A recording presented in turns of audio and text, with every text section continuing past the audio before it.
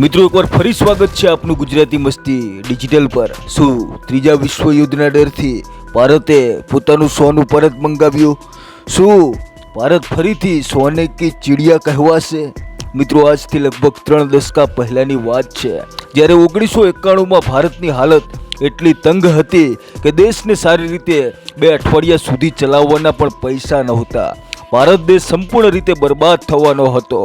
ત્યારે ભારતે પોતાનું ઘણું બધું સોનું ઇંગ્લેન્ડ મોકલી દીધું અને એના બદલામાં ભારતને ઘણા બધા પૈસા મળ્યા, જેનાથી ભારતે પોતાના આર્થિક હાલતમાં સુધારો કર્યો। અને હવે જે આરબીઆઈએ કર્યું છે એ સાંભળીને આપના પગ નીચેથી જમીન સરકી જશે, કારણ કે જે સોનું વર્ષો પહેલાં ભારતથી ગયું હતું એને આરબીઆઈએ પાછું મંગાવી લીધું છે। હવે આવું શા માટે કરવામાં આવ્યું?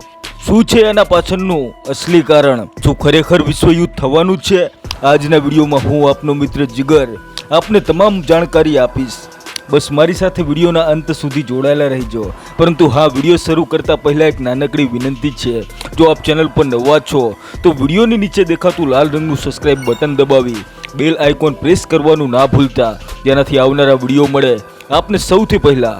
મિત્રો આરબીઆઈ લગાતાર એકથી વધુ એક કારનામા કરી રહી છે અને હવે તેને તો એક ઇતિહાસ રચી દીધો, જ્યાં આરબીઆઈએ વિદેશમાં રાખેલા ભારતના અરબો રૂપિયાના સોનાને સુરક્ષિત પાછું લાવવાનું કામ કર્યું છે।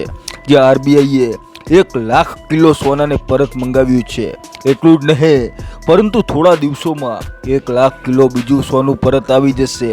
હકીકતમાં આરબીઆઈના અડધાથી વધુ સોના ભંડાર વિદેશમાં મોજૂદ બેંક ઓફ ઇંગ્લેન્ડ અને બેંક ઓફ ઇન્ટરનેશનલ સેટલમેન્ટ પાસે સુરક્ષિત રૂપમાં રાખેલા છે અને તેનો લગભગ 3જો ભાગ ઘરેલું સ્તર પર રાખેલો છે। એવામાં બ્રિટનથી ભારત સોનું પાછું લાવવામાં આરબીઆઈ અને બેંક ચાર્જ અને લોકર ચાર્જમાં ખૂબ મદદ મળવાજોગ છે, કારણ કે બ્રિટને મફતમાં તો આ સોનું રાખ્યું નહોતું, એના પર ચાર્જ લાગતો હતો, જે હવે બચી જશે। પરંતુ આટલું બધું સોનું પરત મંગાવવાનું કારણ પૈસા બચાવવાનું નથી, પરંતુ એવું લોજિસ્ટિક્સ કારણોના ભંડારની વિવિધતાના કારણે કરવામાં આવ્યું છે।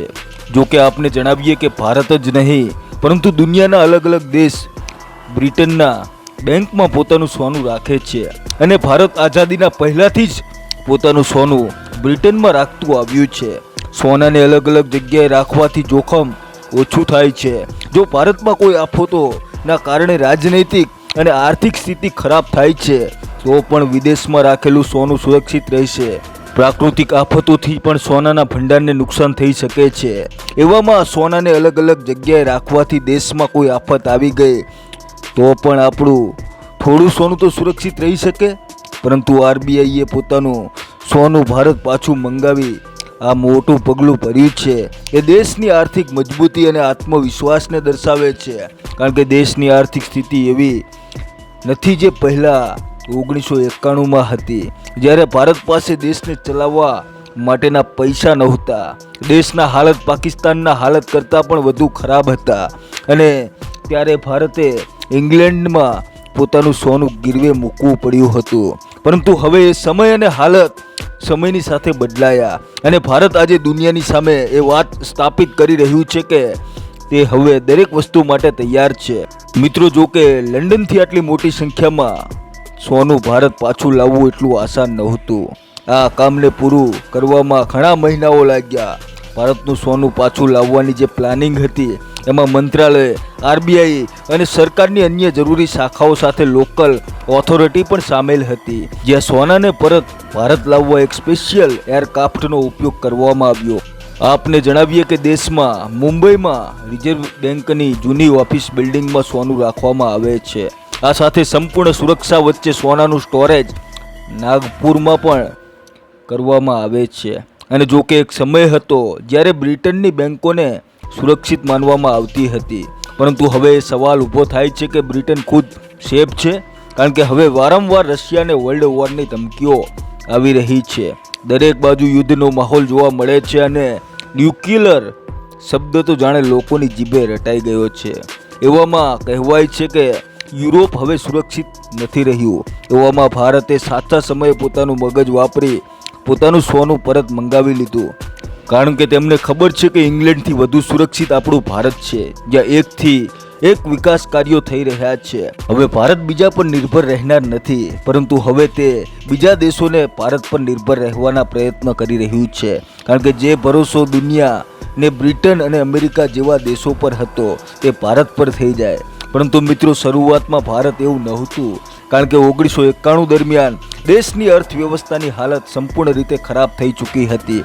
આંતરરાષ્ટ્રીય એજન્સીઓએ ભારતની રેટિંગ નીચે ધકેલી દીધી હતી, એટલે સુધી કે એ પરિસ્થિતિનું નિર્માણ થયું હતું કે આંતરરાષ્ટ્રીય માર્કેટમાં ભારતના ડિફોલ્ટર થઈ જવાનો પણ ભય હતો.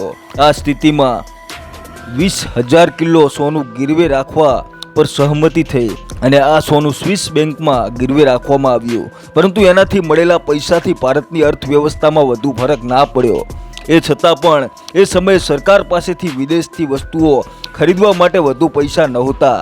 પછી મનમોહનસિંહ એ દેશના ફાઇનાન્સ મિનિસ્ટર બન્યા અને તેમને નરસિંહ રાવને દેશને એ સમયની હાલત જણાવતા કહ્યું હતું કે દેશ પાસે માત્ર 2 થી 3 અઠવાડિયા ચલાવવાની મૂડી બચી છે.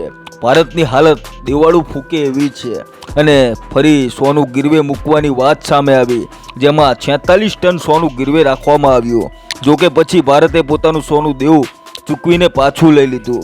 હવે સવાલ લોકોના મનમાં એ પણ આવે છે કે આજે જે ભારતમાં સોનું પાછું આવી રહ્યું છે તેનો 1991માં ગીરવે મૂકવા આવેલા સોનાથી કોઈ સંબંધ છે?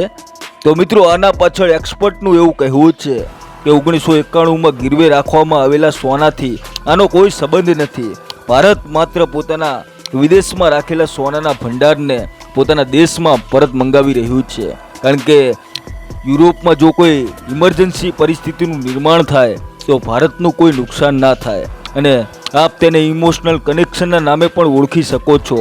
કેમ કે એક સમય હતો જ્યારે ભારતે પોતાના સોનાને બહાર ગીરવે રાખવું પડતું હતું, પરંતુ હવે આપણે પોતાનું સોનું દેશમાં પાછું મંગાવી રહ્યા છીએ. મિત્રો, આજે સોનું દેશમાં પરત આવશે, તેના પર કસ્ટમ ડ્યુટી નહીં લાગે, પરંતુ જીએસટી સોના પર જરૂર લાગશે. કારણ કે એમાં અલગ અલગ રાજ્યોના શેર પણ હોય છે. અને એવામાં પણ આ ભારત દ્વારા ખરીદાયેલ સોનું છે જે હજુ સુધી બહાર જ રખાયું હતું. એને ક્યારેય ભારતમાં નહોતું લાવવામાં આવ્યું, પરંતુ હવે આટલા મોટા એમાઉન્ટમાં સોનું ભારત પાછું લાવવામાં આવી રહ્યું છે. મિત્રો, હવે આપને સમજાયું હશે કે ભારત પોતાનું સોનું શા માટે પાછું મંગાવે છે. અને આપણો દેશ એટલો સક્ષમ બની ચૂક્યો છે કે એક સમયે દેશને ચલાવવા પૈસા ગીરવે લેવા પડ્યા હતા, તો આ સમયે સોનું આપણા દેશમાં મંગાવી રહ્યા છીએ.